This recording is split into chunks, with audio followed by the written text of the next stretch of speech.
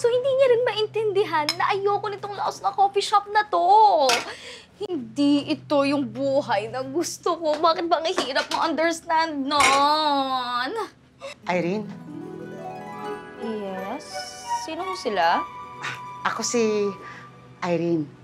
Ako ang future self mo. Okay lang po ba kayo? Nababaliw na po ba kayo? Ano pong pinagsasabi niyo? Kailangan maniwala ka sa akin agad dahil hindi ko alam kung hanggang kailan ako tatagal dito.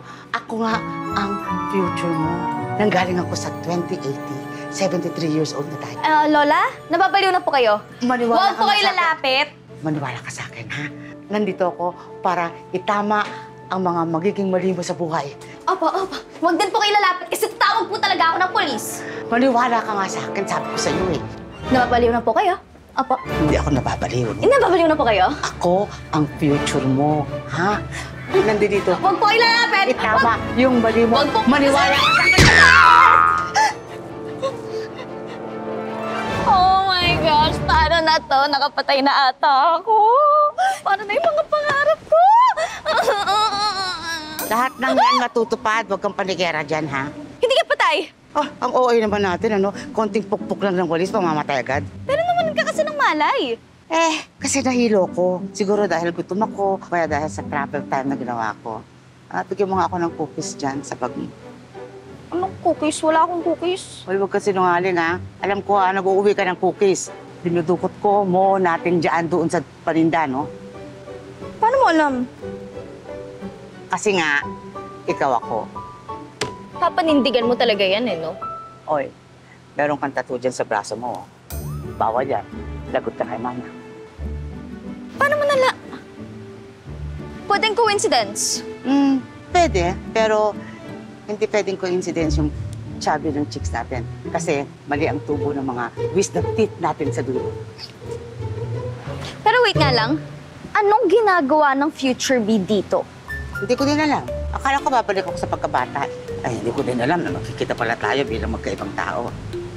O sige, ganito. Sa future ba, may mga lumilipad ng kotse?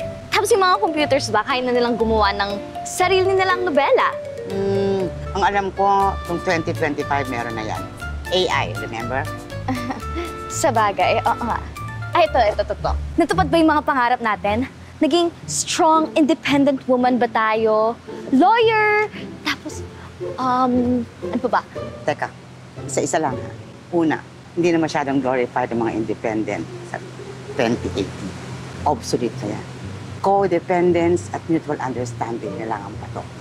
Wala nang namumuhay para sa sarili niya. At yes, international lawyer na tayo.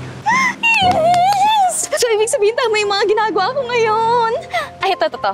Itong coffee shop ba, mako-convert ko into milk tea shop? Oo nga pala, may ganun kang dream, ano?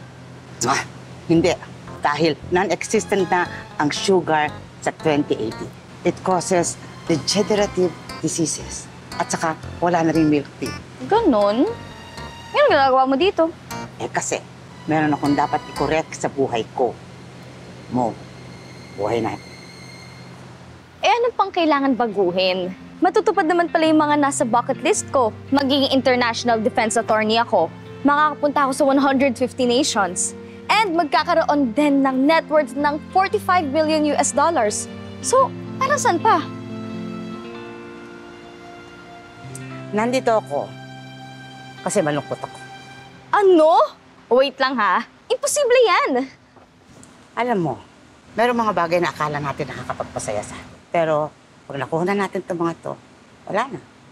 Alam mo, imposible yan. Hindi ako naniniwala. Kasi sure ako na ang makakapagpasaya sa akin is matupad lahat ng nasa bucket list ko. Maniwala ka dahil nandun ako. Pero in the end, wala. Alam mo, siguro nasa iyo talaga yung problema. Kaya hindi ka masaya kasi hindi ka marunong makontento. Bahala ka na nga dyan. Ayun! Tama. Yun siguro yung kailangan kong matutunan mula sa'yo. Yung maging makontento once na makuha na yung mga pangarap sa buhay. Para maging masaya. Oo, tama. At yun yung dadalhin ko forever. Para hindi ako mag-end up like you.